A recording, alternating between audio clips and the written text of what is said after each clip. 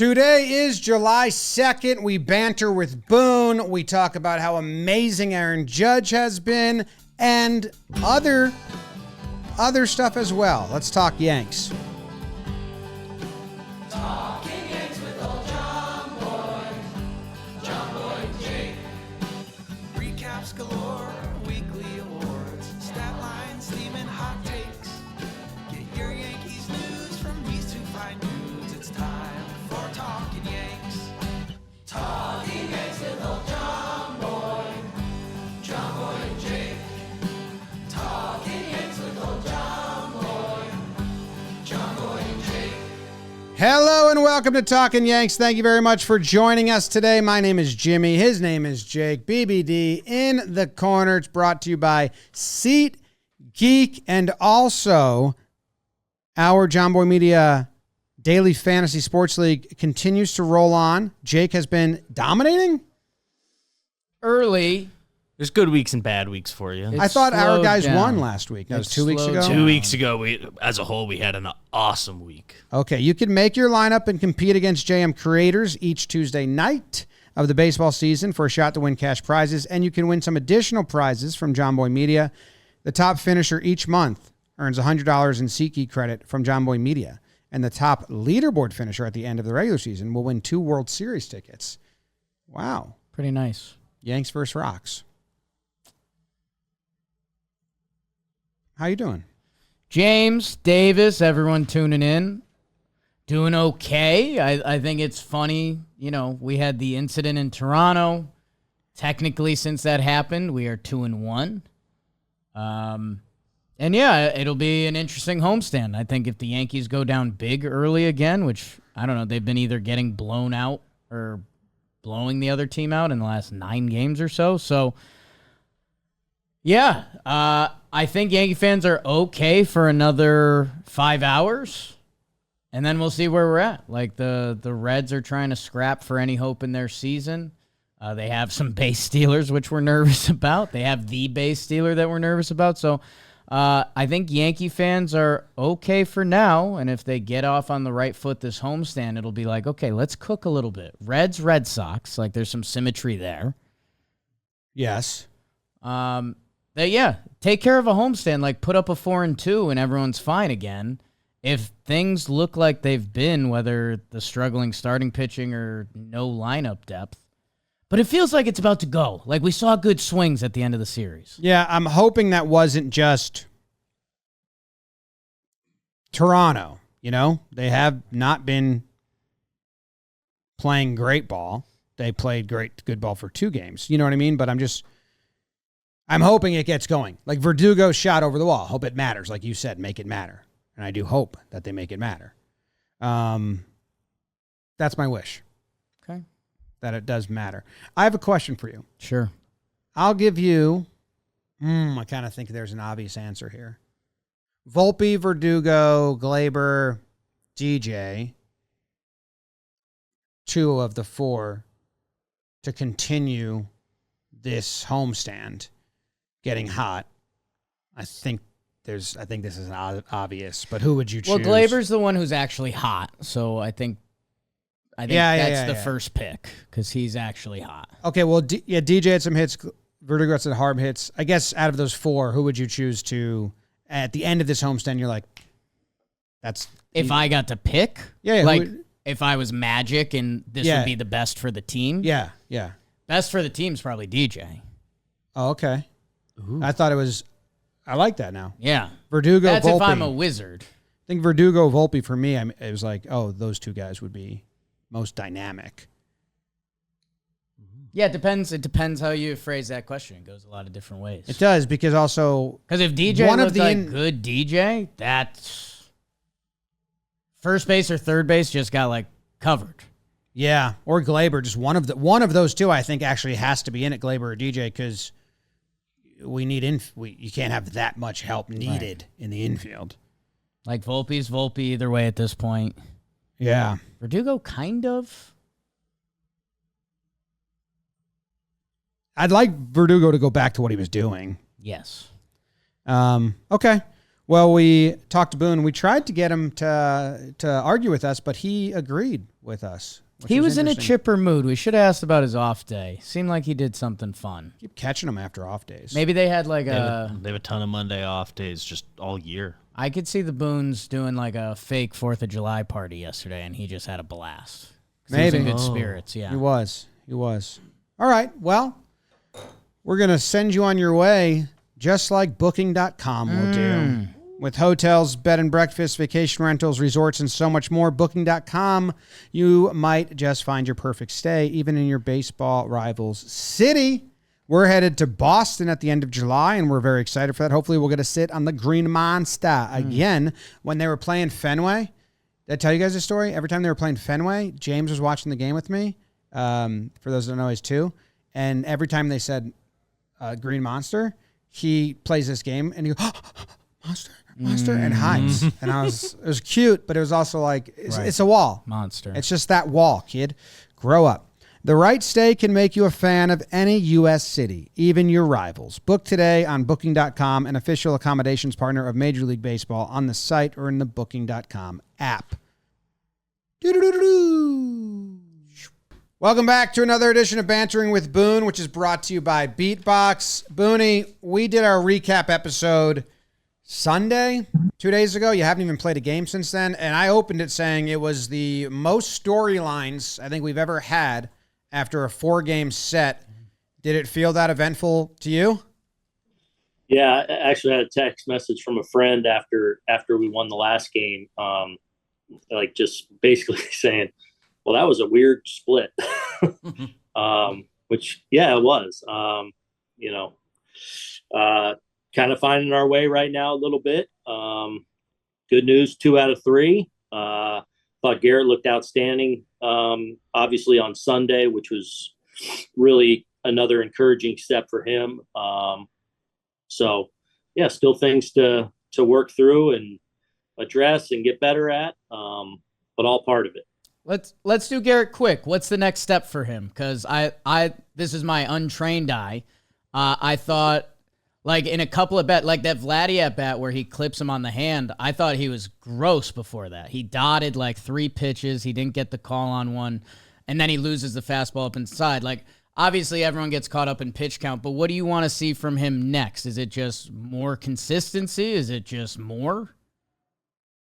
I thought what I looked at the other day on Sunday watching him pitch was, I was watching Gerrit pitch, like in-season Gerrit pitch. Like, obviously he's not fully built up there, but that was, I thought, really good. Even though it wasn't necessarily completely dominant, he was really good.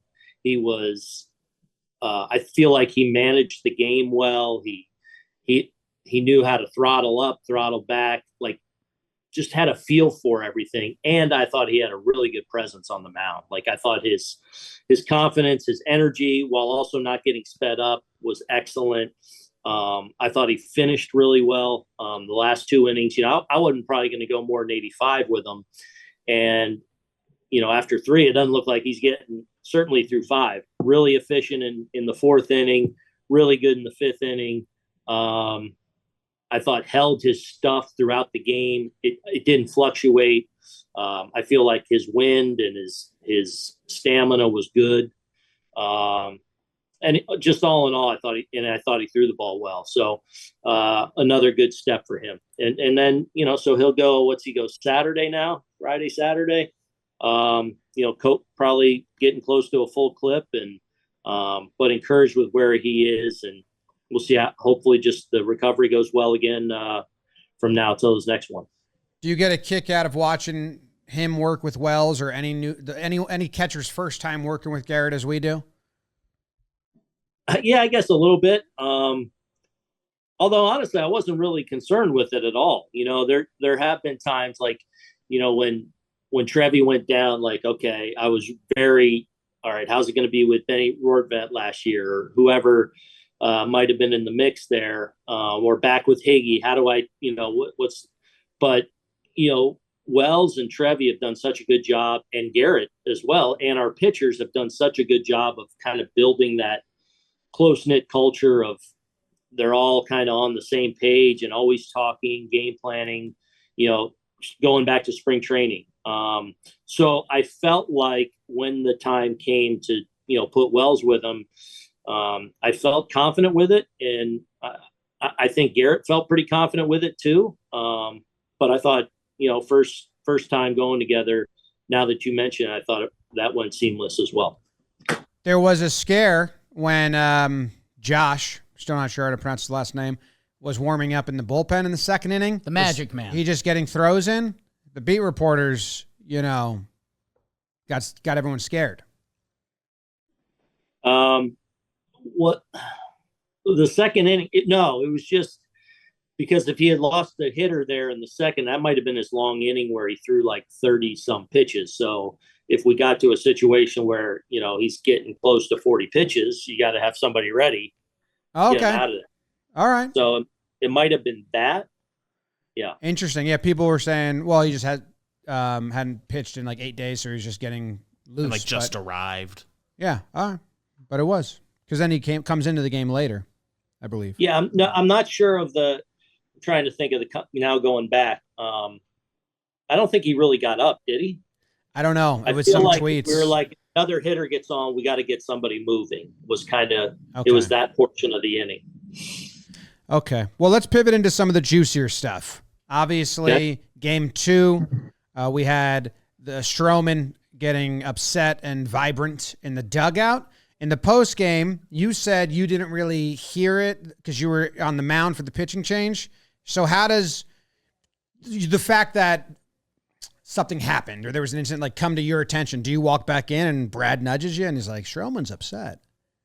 Yeah, actually, Brad did give me a heads up the next inning. But yeah, so I walked back having not seen any of it, having not seen any of even the outbursts on the mound. I was kind of watching the play, so I didn't even see any of that. So I was alerted to it. Yeah, whatever, half inning later. So, so good to know that and then see that and be able to address it. So have you seen it on camera? Does that matter? Are you hunting that out? Let me see what actually happened here, or does it? Do you just happen to see it because it's being shown everywhere? No, yeah, I wanted to see it. Okay, I wanted to see it eventually. So I didn't see it in game, but I made sure to look at it after game and make sure we circle up and addressed it. Then did you see when I read his lips and that helped you understand what he was yelling? I did not. Did you do it? You probably did a John Boy breakdown. I'm sorry, I didn't. No, I didn't do a whole breakdown. I just read his lips, which I thought when I read his lips and it was show me some intensity, bro. I was like, that's better than what it could have been because he was very angry. But I think asking for intensity, we're fine with the overall message. I think the tone maybe wasn't, or the placement. Usually you want guys to go in the clubhouse. We don't want to live in that area where we're outbursting and reacting to things that happen on the field, certainly. And Stroh certainly understands that. But I also, it's also one of those things that does happen over the course of the year. And it's why you pour so much into investing in one another and why we pour so much into that room. So, I believe we're able to handle those kind of things. And I knew there wouldn't be much of a hiccup. Stroh owned it, addressed it. And in the end, it's a guy competing his ass off on the mound. That's we're playing for a lot. I say that a lot. We're playing for a lot, and he's competing and makes a pitch. And, sometimes you don't get the reaction. Guys overheat. Sometimes it happens in the heat of battle sometimes, but the closeness and the investment that those guys have in one another and the confidence they have in one another is real. And that's why, those things, you're able to withstand those things. So, we move on from it. Gleyber's point of view, he just got sat, which, publicly being referred to, not by you, but media's benching for and giving him a rest, which he surely needed. And then to get kind of singled out by Stroman there. I thought he handled it pretty well. Is there any behind the scenes to his reaction? No, I thought Gleyber did. Gleyber's just locked in and,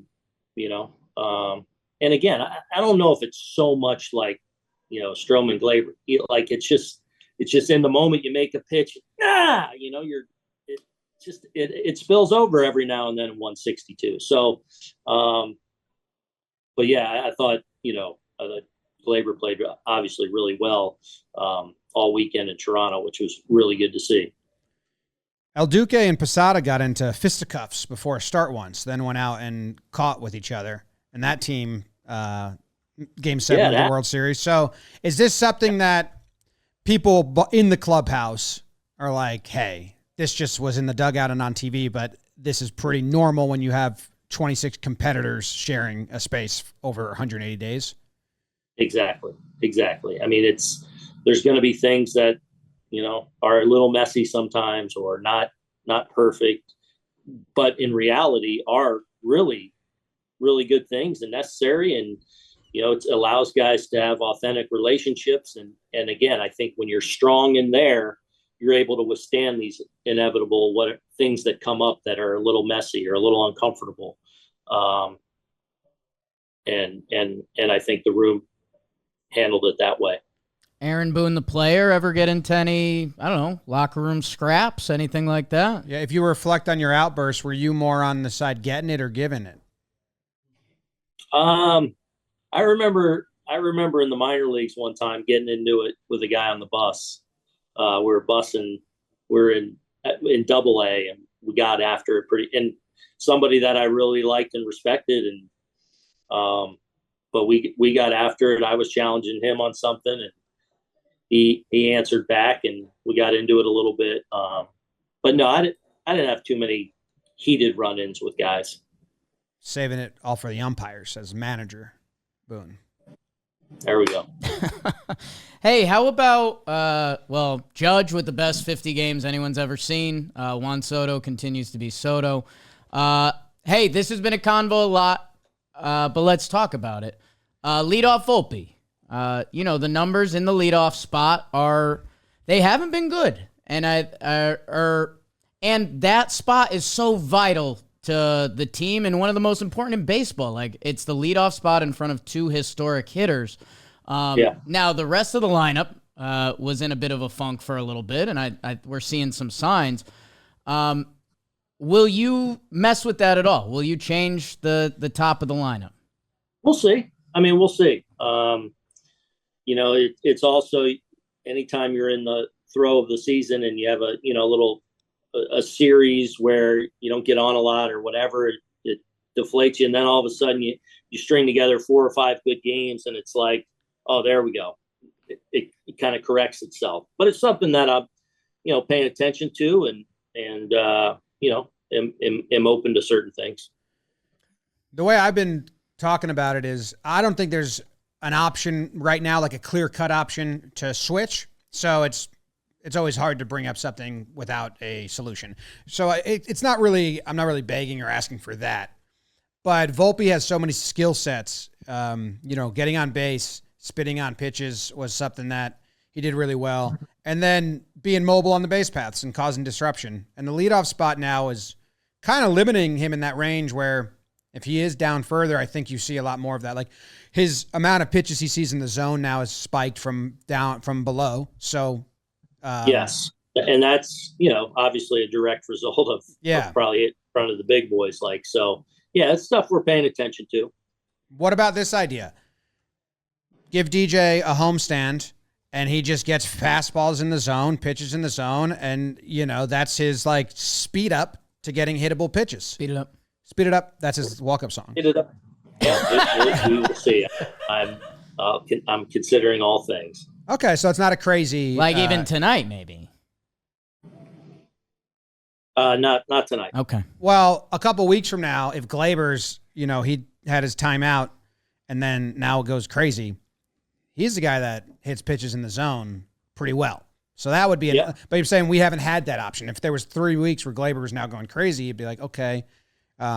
Sounds like you'd be open to it if there was more options. Great. I'm definitely open to a lot of things. Yes. Speed it up. Awesome. Soto gets reintroduced to the lineup. We have rarely seen this happen.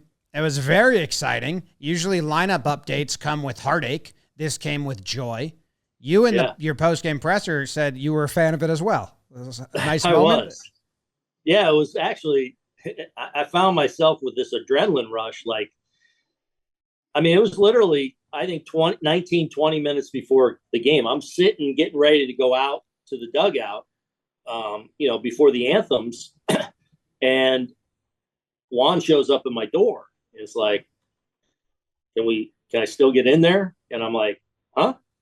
And he goes, that hit went well. I'm like, so I wanted to get with the hitting coaches and trainers real quick to make sure we were good. And I was like, yeah, let's go. All right. So we switched it. And what was crazy is now we're 16, 17 minutes before first pitch.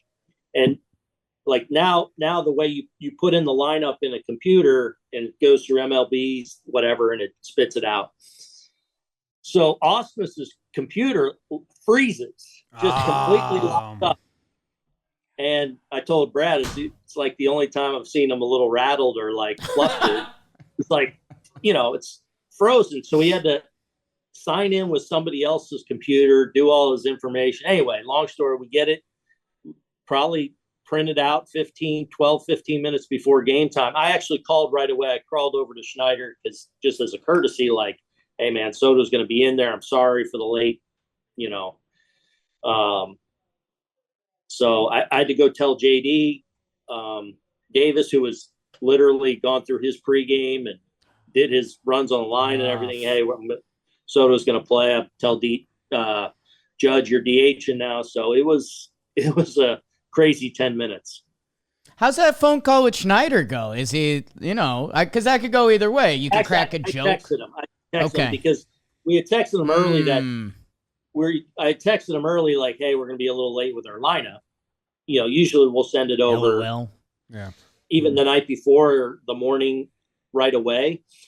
And then, so I just said, we're waiting to see if Soto's an option. I didn't really think he was going to be one. And then, then we sent over the lineup a little late at like 11:30, like, okay, Soto's not in it. And then here we come 20 minutes before. And I'm like, Soto's in there. Sorry. I mean, you say you got an adrenaline rush. I'm sure guys in the lineup did. That's that fighting spirit, like, oh shit, he's coming back. That the stats can't quantify the human feeling like that. And then he leads off with a single. Little 3-2 count, bullet to right. It's just good energy. Then Judge homers. It's good stuff. Didn't you bring back Judge one year and just play him in the right field just to change the vibes? Was that 2019 or 2021? He was like rehabbing. Oh, and you brought him back up from AAA. The wrist in 18. And you just put him in the outfield for like 2 innings. Oh, that's right. Just to get the crowd cheering. You're probably not going to say that was the reason, but that was what happened. And it was like the crowd went crazy. He didn't even take an at bat. And we were like, yeah, it's just good energy. Yeah, that's right. So it was his off day. And yeah, you're right. I do remember that now that you say that. It was a home game and he ran out and the right field crowd went nuts. So it can build you up. Hey, I have an interesting question here that actually BBD thought of, so I'll give him credit. Wellesley's been looking good as of late. The catchers have been platooning. We saw Rice get behind the dish. Could this scenario where you have these options lead to Wells getting some DH at bats against righty pitchers? If you want Trevino behind the plate, or does it just open up that? No, I don't see that necessarily. Okay. I mean, you never know. There could be the right matchup where, I guess it's possible. Mm-hmm. But I don't really see that. That stretch of lefties, I guess, was just tough for him because he was out a lot. Crazy. And now we got a big reverse split guy tonight and then a lefty tomorrow. So, but then righties through the weekend. Reverse split guy tonight? Yeah. With Ash? Yeah. He's actually fairly neutral this year, but in his career, it's like pretty glaring. Grisham will be in there then tonight? Grisham is in there tonight. Because he was a reverse splits guy last year as well. No, this guy's a righty reverse split. Oh. So, yeah. Why is that? Is that the cutter? Doesn't Ashcraft throw a lot of those? Four seam up, Okay. Yeah. When, Cutter. Yeah. when the Reds show up, do you still have alumni points, or is it kind of like the old guy showing up at the fraternity like, hey, Elly's here now, dude. We're over this. When we went to Cincinnati last year, it was a big deal for me. I still know a lot of people within the organization and in and around the stadium, in and around the city. So it's meaningful every time I go back. I loved Cincinnati. So it's meaningful, and I'll see some people that'll be here that will bring back old times a little bit. I like that. I like that better than your AA fight. Did you say with Paul Bacco it was? No, it was not. Didn't you get ejected in the first inning in Cincinnati last year? Yes. You had some more people you needed to meet up with. That's right. Get out of there. Elly De La Cruz runs a lot. It's the catcher's meeting and the pitcher's meeting, just a little like in bold, like, let's get this guy. Let's no Elly. Let's keep count. Well, I mean, yeah, like. Okay. Yeah. So, yeah. It's heightened. You guys are aware. That's good. We put that on your radar.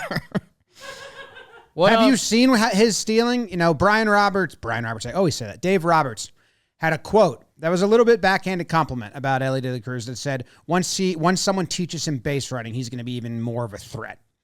And I did a whole deep dive on this. It was interesting.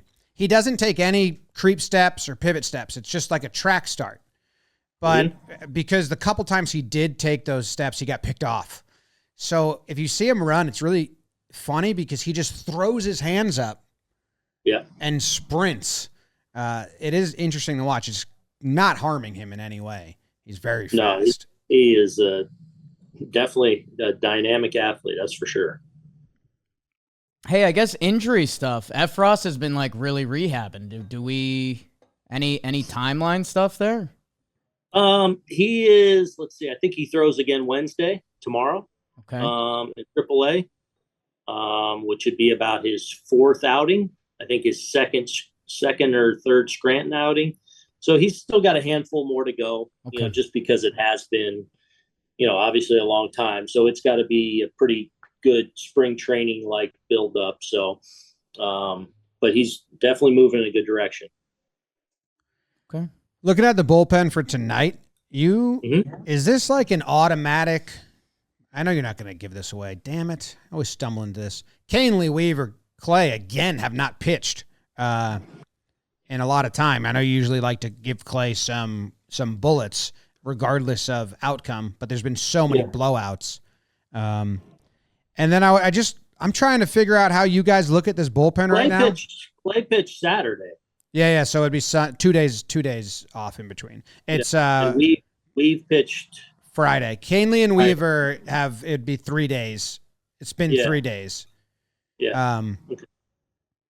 Is that the top? Is that the 3? And is Talkin like the 4? Yeah, Tom's definitely put himself in that mix in big spots. So, yeah. I mean, but it's there to be had too for guys to continue to carve out more meaningful roles for themselves too. Oh, you told us you'd tell us when you start having meetings about trade deadline stuff. Have you been called into one yet? No. What? Do you want to have our own? Coming up? Okay. All right. We can have one with you. Send some ideas your way. You guys never reach out to me during the week, so. We can. We have before. We did once. I think it was stupid. I think it was a joke, but we did. What was that? BBD was nervous to send the email. We made BBD send you an email, and he was nervous about it. I think you made me send a lineup in between the Verdugo acquisition and Soto becoming real. Oh, I think you guys did make me send that email at winter meetings. Okay, so yeah, that's fine. That's fine. That's fine. You come at me in the season though. You got to come strong. You got to come with, Okay, don't waste your bullets. Exactly. With frivolous nonsense. No, that's not us. Ben Rice has looked really good. And Yes. is he in the lineup tonight? He is. Nice. I really like his at-bats. They stand out to me amongst kind of everyone going through a little bit of a slide. It was good to just almost hyper-focused at-bat. Not saying the other guys aren't, but he's just really seeing the ball, it looks like to me. I enjoy that type of at-bat. Yeah, I mean, especially, you know, again, like going back to when we called them up and we knew all those lefties were coming, it's like, man, not the ideal time for him, not giving him real ideal matchups. And, you know, even the handful of lefties that he did play against felt like he totally held his own, you know, and you saw like some at-bat quality in there. You know, now we're starting to see some righties again finally. And, I'm excited about him. He can hit. Okay. Well, Jake, do you have anything else? Held his own at first, too. Yeah. Well, that one play was odd where he let the ball Did you go. give Brad a little elbow there? Dartmouth guys, let the ball hit the bag, huh? No, I wasn't in a humorous mood at the time. Okay. I don't think we were. Someone in our comment section dropped the Sandlot quote. That I think would have been perfect to say was if you weren't thinking, you wouldn't have thought that. Yeah, I mean that's something that could happen to an experienced guy. It was such a weird play, and you see the ball spinning. Yep. The camera from right field, the right field line, like looking down at it, and I get what he was looking at. I mean, it definitely looked like it was going to spin foul, and then all of a sudden you're in that no man's land, hits the base, and now Yeah, because he ran up and was tracking it sideways backwards. If he kind of stood over the base and had his glove down. From my vantage point in the first base dugout, I actually thought it started foul and came back, and then but it didn't. It was obviously fair the whole way, and then looked like it was going to spin foul. But weird play. What do you got on Rodon? He gets jumped again. Is there anything you're looking at as far as? I hate to lean on it as an excuse. You know what? tipping Even in hindsight, like actually more so in hindsight, when you look at the outing, it actually was a lot of really, really good things. Like the stuff was there. Like even the first homer to Stroman, he just kind of cheated and clipped it, like off of two wonky plays that set the table. No, the two Springer homers. Yeah. The second one right there, and he didn't miss it. So around, I think a walk and a hit batter, like, you know, which is self-inflicted, but I thought the outing overall, when you look back on it, kind of stuff was good. Got it to some spots. We just got to be a little cleaner with the command and staying away from damage, you know, especially with some runners on. How's the conversation go when you take him out and he says, "Give me the rest of this inning"? Well, it went well for him. He stayed in and finished the inning and finished it well. A little easy for you is what I said, because he's already got a bad start going. If he demands to stay in and then you have to walk out again, it's almost like your response is like, well, don't make me come back out here then. And he got through it. Yeah. Boone, let's get you out of here with the trivia presented by Beatbox. Beatbox is the perfect pairing for a Yanks game. Do yourself a favor. Hit the link in the description. Find a Beatbox near you. You played 7 career games on July 4th. Ooh. 304 batting average, 7 for 23, 5 ribbies, sure. 1 home run on the 4th of July. Who'd you get?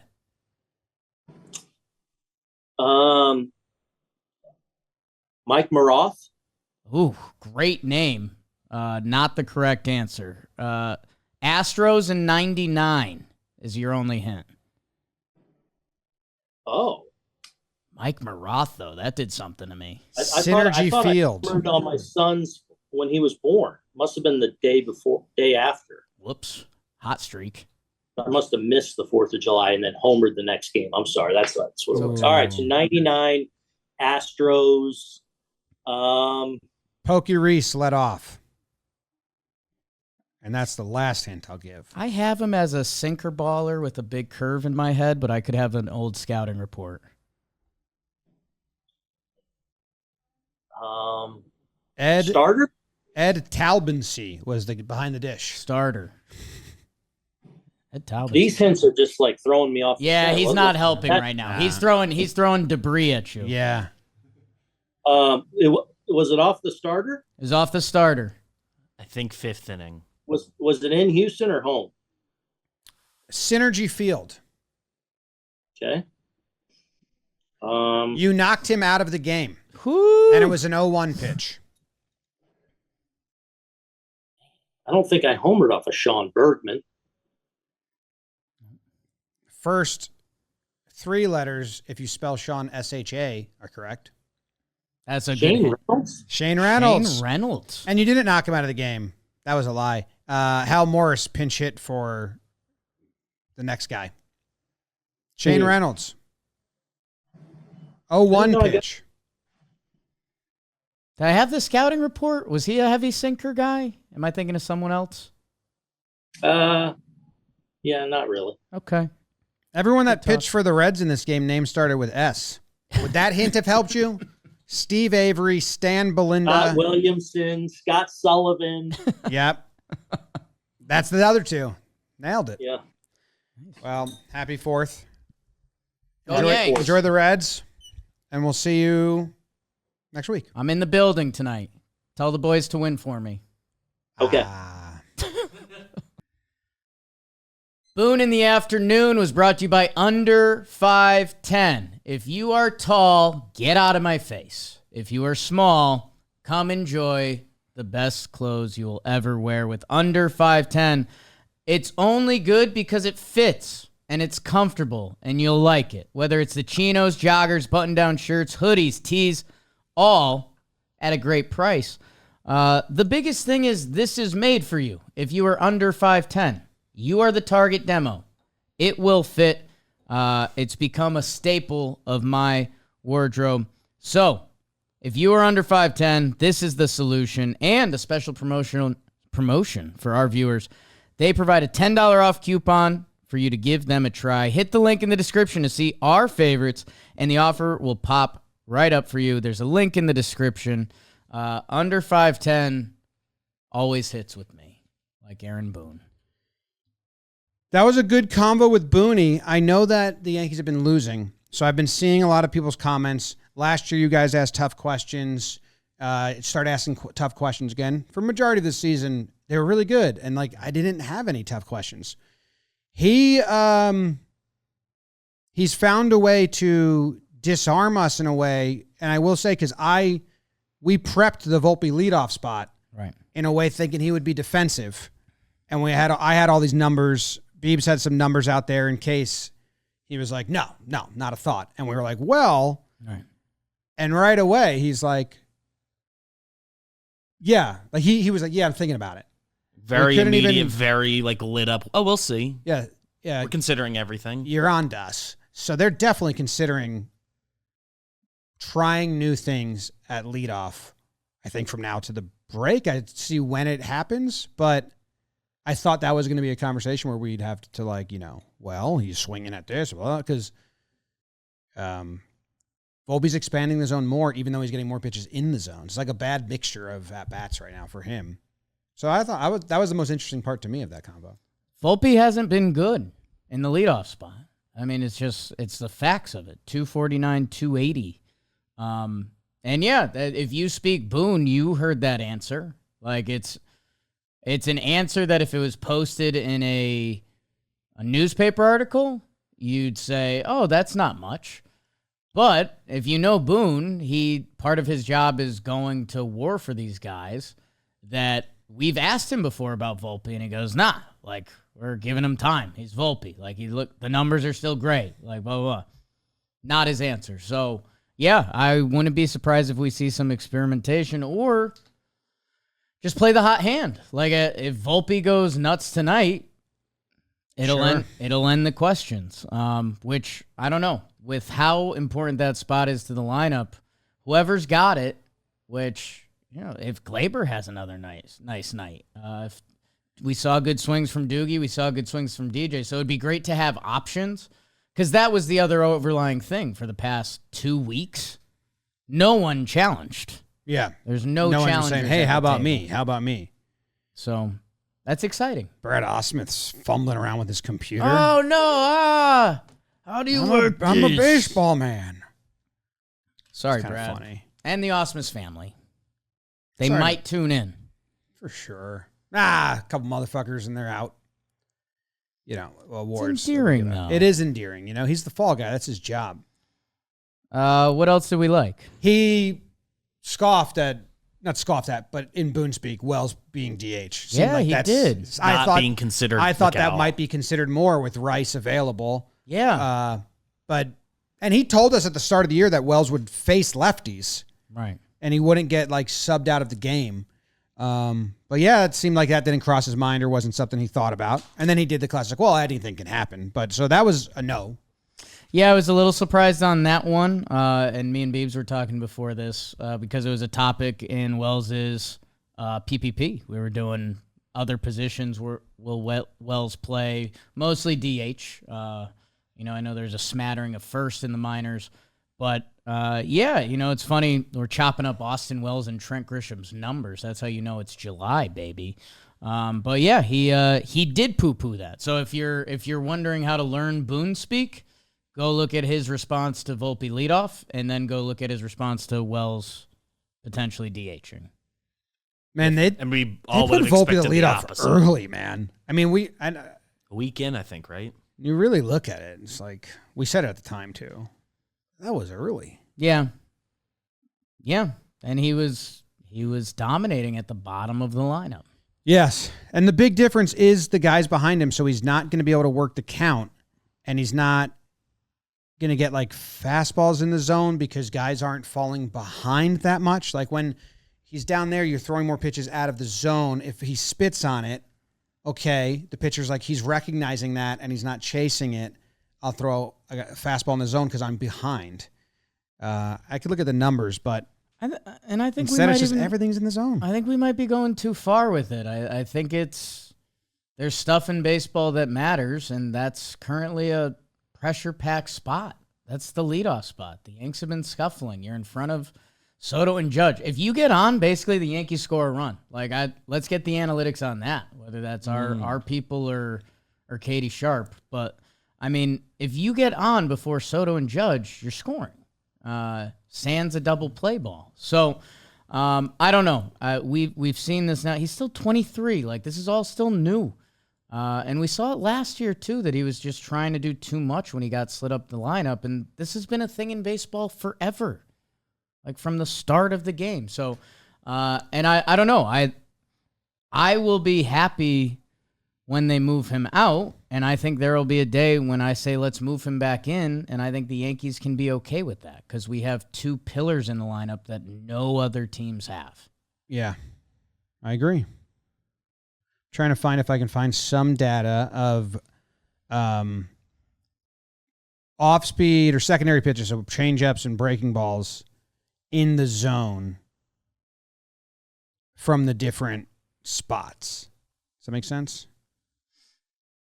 When he's down in the lineup, and it's such a small sample when he was down, because that's why I realized they moved him so fast. Yeah. That it's all of his pitches are now in the back end. You'd have to do math, which sucks. Mm-hmm. I can do it in a second. I mean, and again, I've loved watching Volpe this year. The defense has been incredible. He's shown us the signs on offense. The fact he's only hit leadoff since April 9th, April 10th, it's kind of crazy. It's April 10th. 13th. The Cleveland series, right? That was when Miami, he got his first game. Oh, was it the last game of Miami? Yep. Ah. Okay. Got to add a date to all my calculations. Ah. Had 2 walks and a hit that game. Good shit. Well, all right. I'll update you guys if I find out about this. Maybe at the top of the show since we're recording that next. It's a fun way to go about it. Little Easter egg. Little puzzle. We like that. Should we get to the queen? Yep. Imagine it's exactly what I'm looking for. The queen of stats, Katie Sharp, Sharp Stats. It's brought to you by Momentous. They are the supplement provider for, I think, 28 out of the 30 MLB teams. That's pretty important because these are guys that take world-class care of their body, whether it's the protein, omega-3, creatine. These 3 supplements support nearly every aspect of foundational health, from aiding cognitive function to reducing inflammation in muscle joints. So if you're someone who's taking care of your body, you know what? You're not taking care of your body, get out. I don't think Momentous wants you, because that was our first call with them when we were partnering up. Our people asked, they're like, what's your brand? And they're like, our brand is kind of, we're the best. So, okay, that's good. We like that. We are in on that. So you can get involved with Momentous. If you go to livemomentous.com, use code YANKS to get 20% off your first order. That's livemomentous.com, code YANKS. There's a link in the description. The world's best athletes are using it. Might be good for you to use it. Tom Ace probably uses it. Thanks, Momentous. Hey guys, it's the Queen of Stats, and to start off July, let's have a Aaron Judge appreciation Queen of Stats. So I just want to point out the fact, obviously Judge has been getting a lot of press, but we just might be witnessing one of the greatest 2-month overall batting performances by any player. It's not just about hitting a lot of home runs and extra base hits for him over these last 2 months in May and June.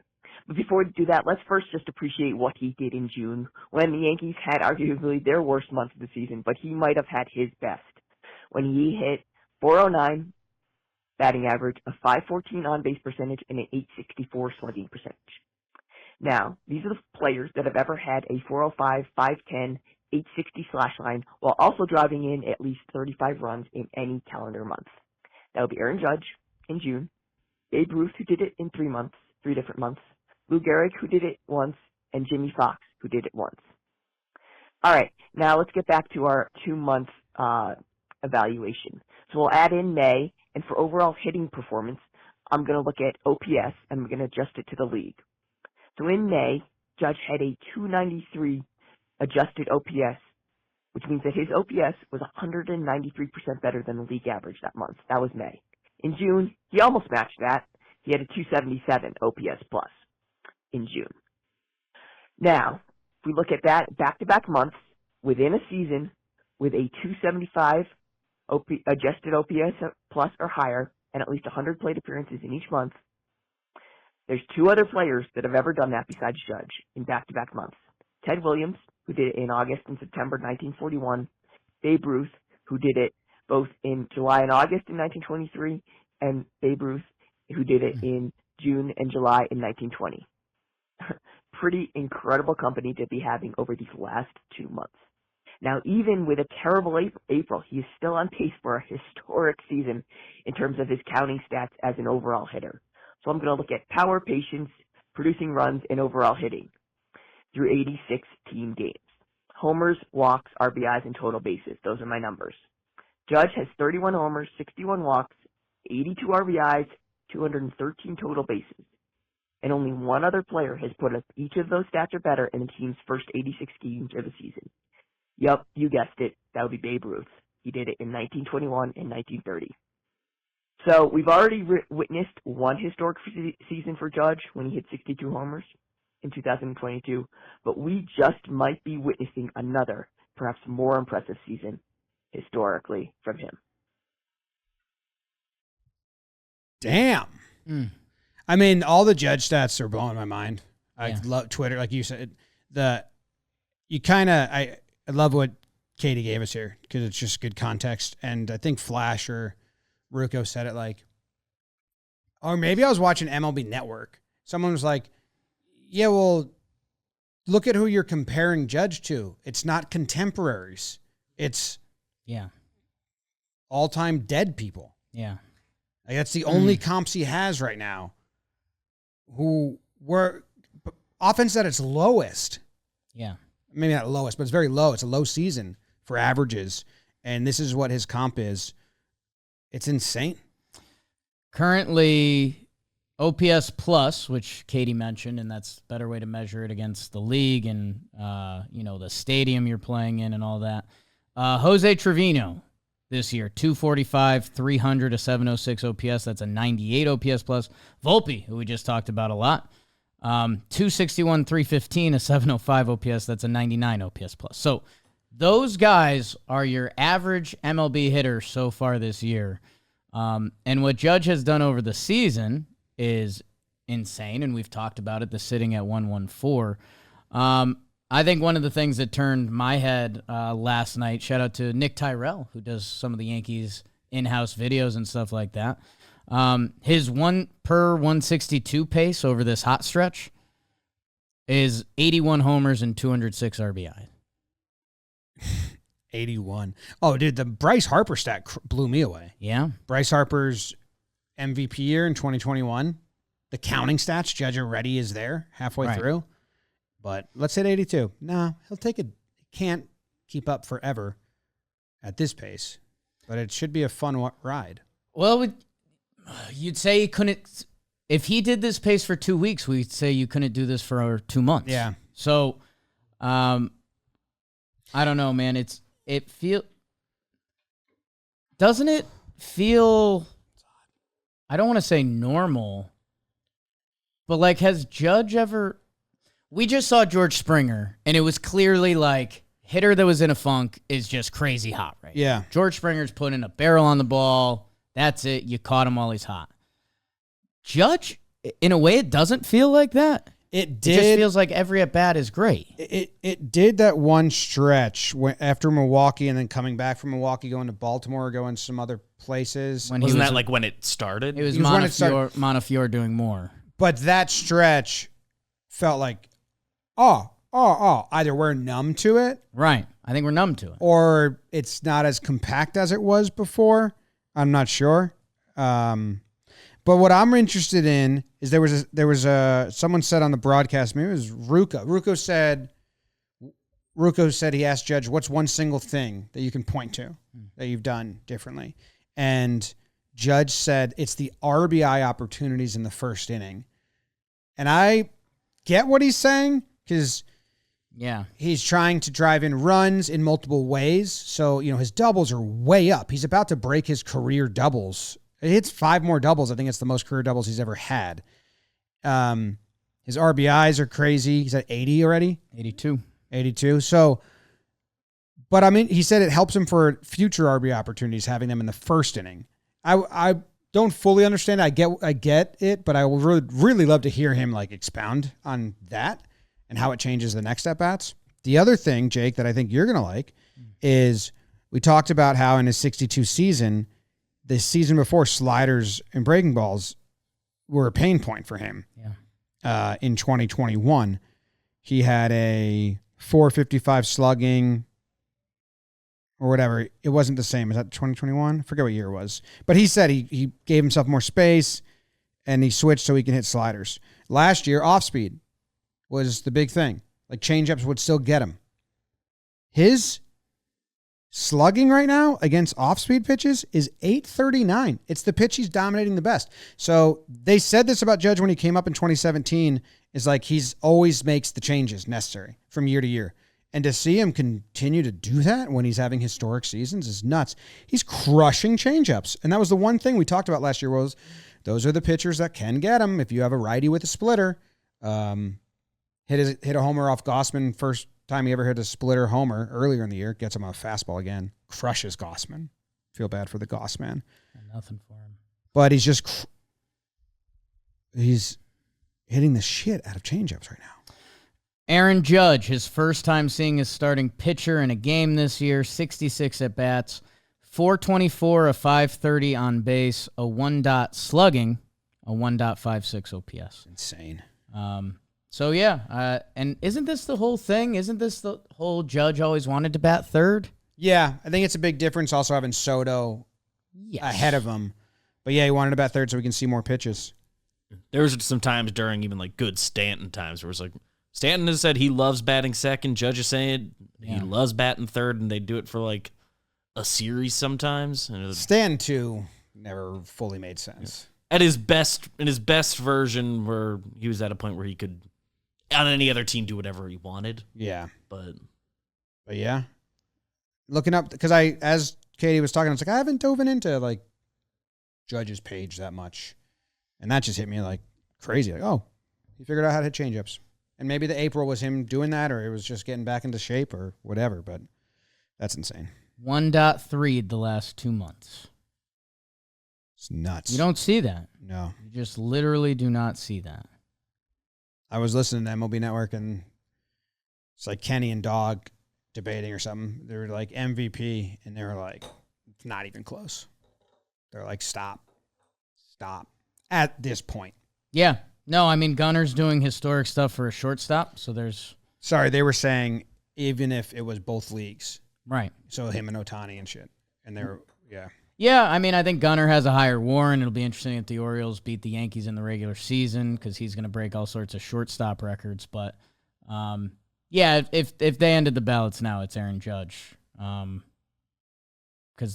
it's literally arguably the best 50 games we've seen from a hitter. It's nuts. All right. Well, thanks for tuning in. See you later. Hopefully, Elly over under Elly De La Cruz stolen base attempts over a course of 3 games. 0. Not getting on. Ooh. They got the scouting report. All right, Beebs, if I set the line at 4.5 attempts. Attempts in the whole series? Yeah. I'll take the over. Yeah, I like the line. I think I'd take the over. He likes to go. Ben's like good catchers. He likes to go. I'd be interested to see his... I don't know how hot he is right now. I'd be interested to see his attempts, not stolen bases, like per game. Okay. Or per times he reaches. I don't need to do it now, but I'd be interested to see that. And I'll find it out. Go Yanks! Tell him, Grams.